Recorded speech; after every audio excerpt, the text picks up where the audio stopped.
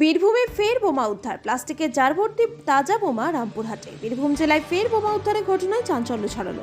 রামপুরহাটের দখলবাটি এলাকায় একটি সেতুর নিচ থেকে প্লাস্টিকের জারে ভরা একাধিক তাজা বোমা উদ্ধার করেছে রামপুরহাট থানার পুলিশ। ঘটনাটি ঘটেছে রামপুরহাট এবং মোরগ্রাম থানার সীমান্তবর্তী দখলবাটি মঙ্গলপাড়া মোড় সংলগ্ন এলাকায়। পুলিশ সূত্রে জানা গিয়েছে, গতকাল গোপন সূত্রে খবর পেয়ে রামপুরহাট থানার পুলিশ ওই এলাকায় তল্লাশি চালায়। তল্লাশির সময় একটি সেতুর নিচে রাখা প্লাস্টিকের জারের ভেতর থেকে আনুমানিক 3 থেকে 4টি তাজা বোমা উদ্ধার করা হয়। তবে এই বোমাগুলি কে বা কারা সেখানে রেখে গিয়েছে তা এখনো স্পষ্ট নয়। ইতিমধ্যে উদ্ধার হওয়া বোমাগুলি কে উদ্দেশ্যে এবং কারা মজুত করেছিল তা জানতে তদন্ত শুরু করেছে রামপুরহাট থানার পুলিশ। ঘটনাস্থল ঘিরে নিরাপত্তা জোরদার করা হয়েছে।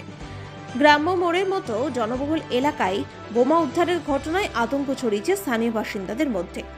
উল্লেখ্য, বিধানসভা নির্বাচনের আগে বীরভূম জেলা জুড়ে একের পর এক বোমা উদ্ধারের ঘটনায় রাজনৈতিক প্রশাসনিক মহলে নতুন করে উদ্বেগ তৈরি হয়েছে।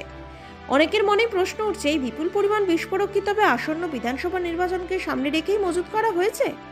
ঘটনার সঙ্গে রাজনৈতিক যোগ রয়েছে কিনা সেই দিকটাও খতিয়ে দেখছে পুলিশ।